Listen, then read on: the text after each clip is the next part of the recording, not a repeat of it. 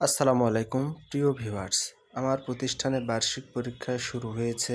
এখন যদি আমি আপনাদের একটু আমার এই পরিবেশটাকে দেখানোর চেষ্টা করি, তো এখানে আপনারা দেখতে পাচ্ছেন প্রায় 6, 7, 8, 9 প্রায় 200 জন স্টুডেন্ট 5টা রুমে পরীক্ষা দিচ্ছে। আমি এবং আমার সাথে রয়েছে রাশিকুল ইসলাম মাসুম।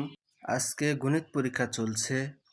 দেখতে পাচ্ছেন সবাই সুন্দর সুশৃঙ্খলভাবে পরীক্ষা দিচ্ছে। এখন আমি হল থেকে যদি একটু বাহিরের দিকে তাকাই, দেখতে পাচ্ছেন বিশাল মাঠ।